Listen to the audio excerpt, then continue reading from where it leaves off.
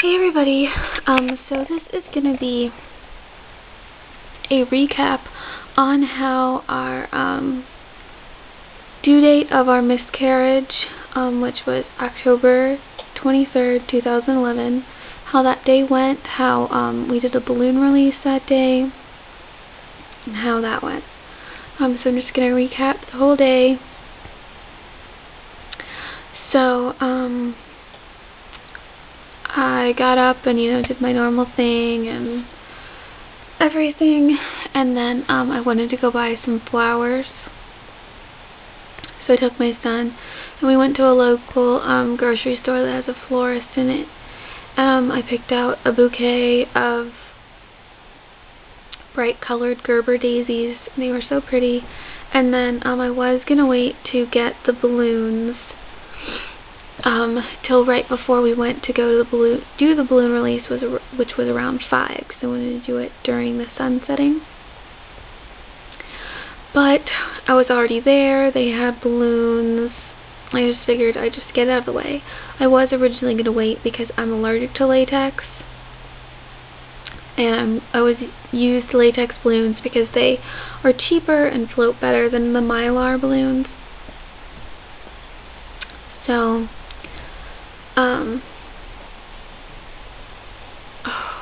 my husband comes downstairs. He's so annoying. But anyway, so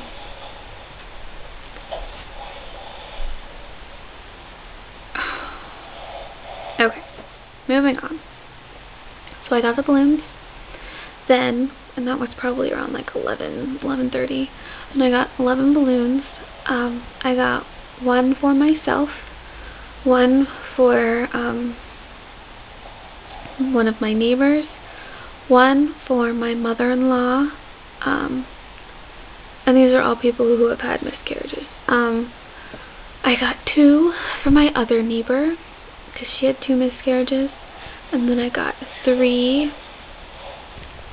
for a friend of my husband's wife, who I also know her, who had 3 miscarriages, and she actually got pregnant around the same time I got pregnant with my miscarriage, and she has kept that pregnancy, and she is due actually the 25th or the 24th of October, and she still hasn't had her baby yet. But so I kind of feel a connection to her, since she had those losses, and then when she finally,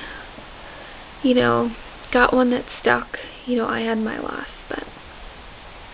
And then the last 3 were for my mother, my angel baby siblings.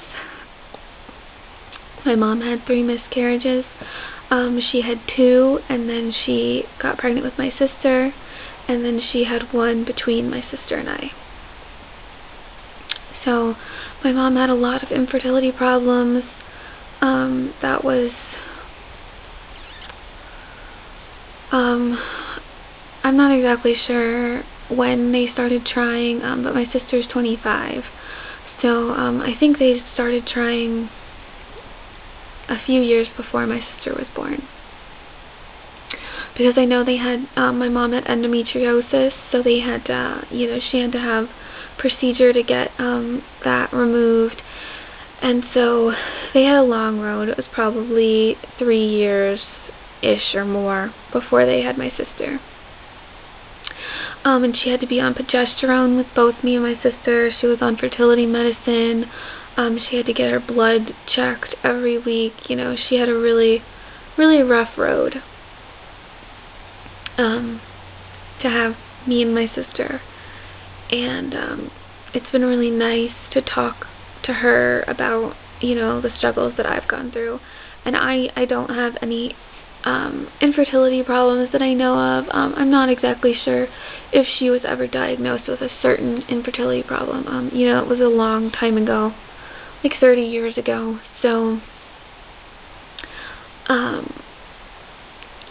they really didn't know as much as they know now. But so I got 11 white balloons, And then, we came home and went about the rest of our day, and I put my son down for his nap.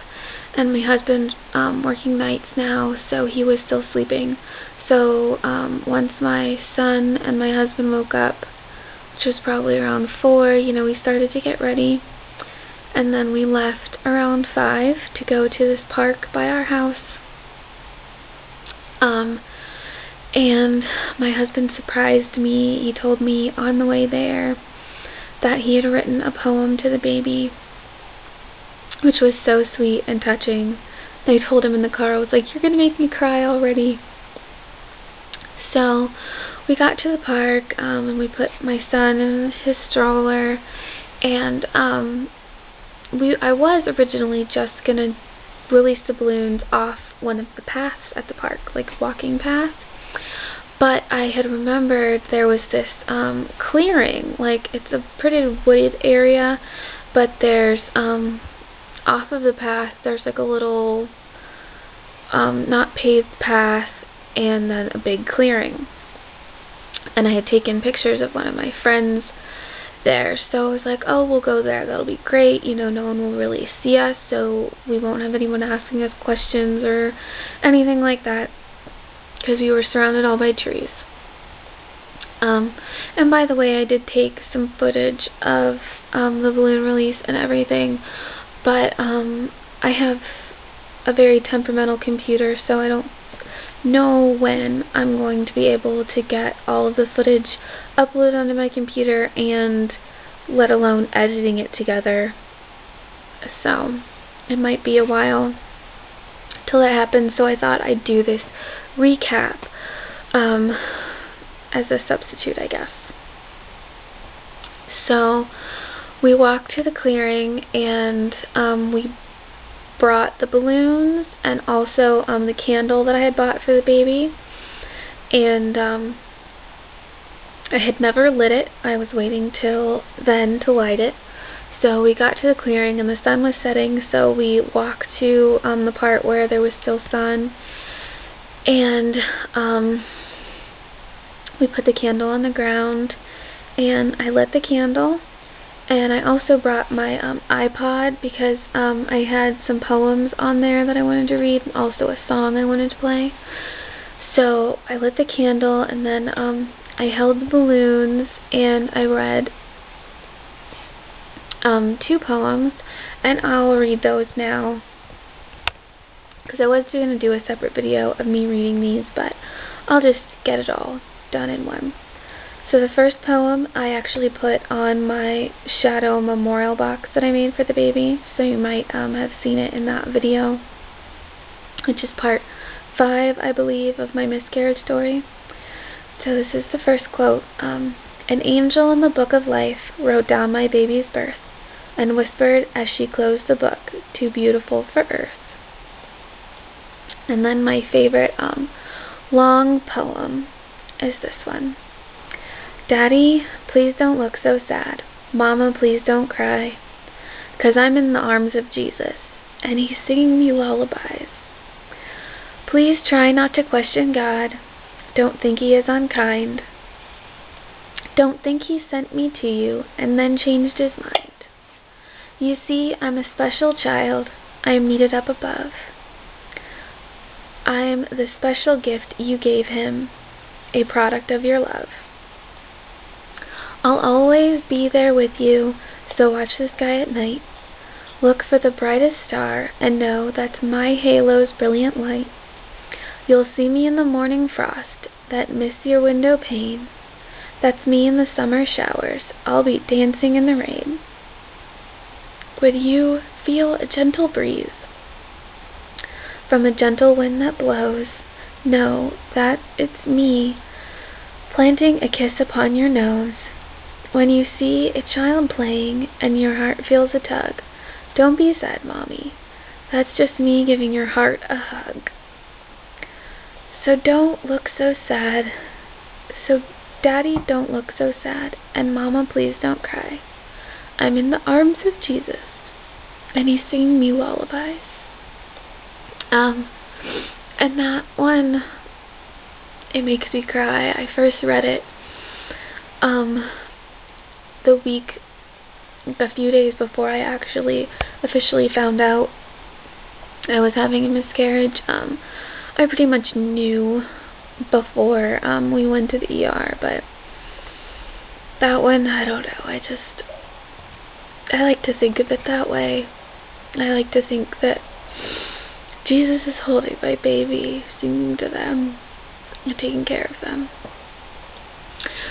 So I read those, and of course I cried, and then I let my son release the first balloon.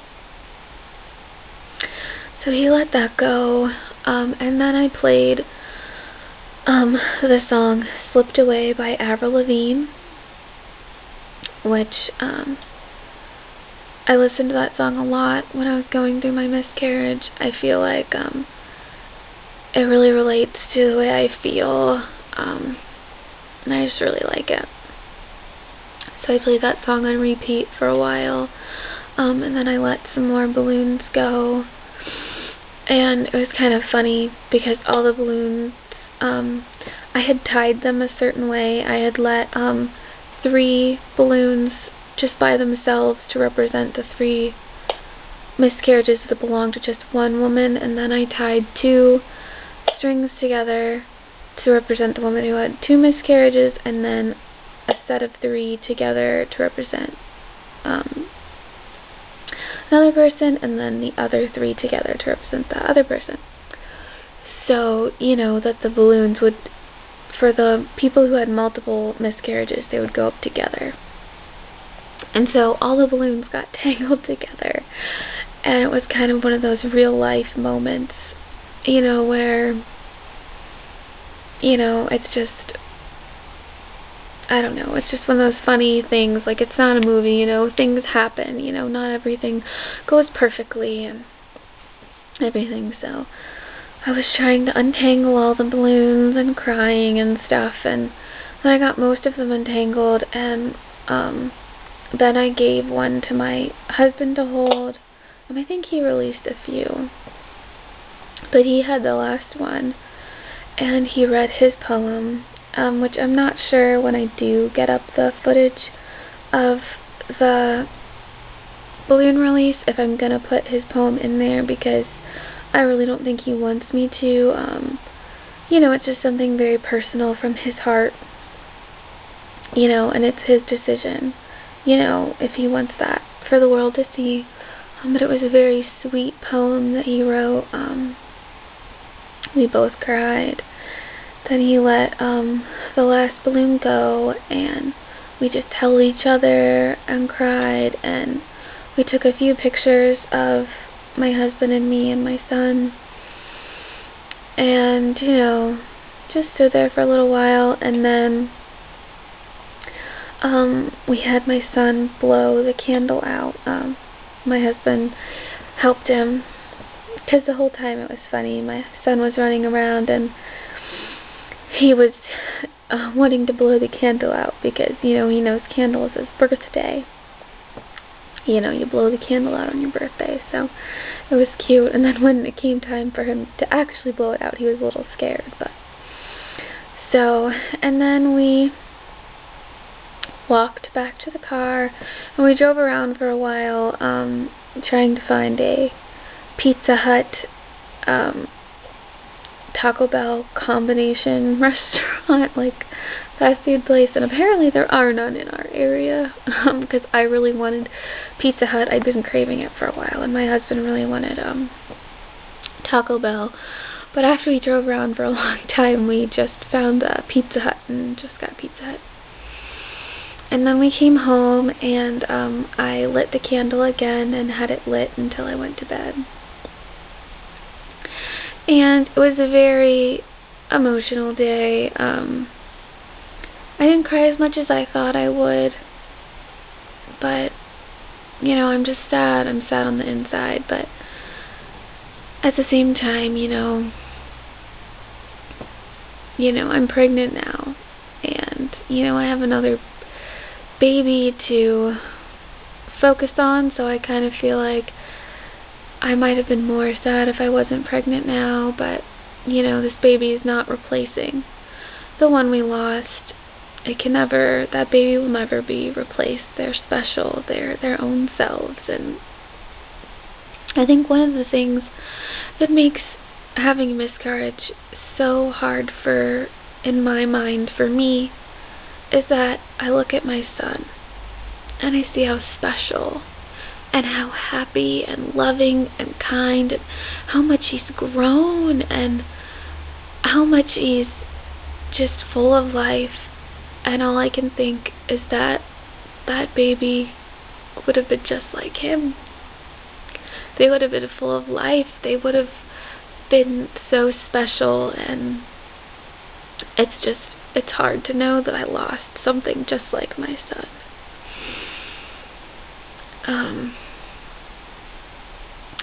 So that's how the day went for me. October 23rd, 2011 was my baby's due date. And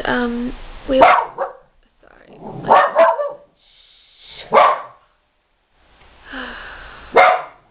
Fido. Of course. This is the only time my dog wants to bark. So, I don't know if I missed anything. I think I got it pretty well. And, the reason why I make these videos about my miscarriage especially is because I want to, help someone who's going through it, because that really helped me. I watched Renee, Launder Life. I watched her videos. Fido. Shh. Yes, my dog's name's Fido. To ask my husband.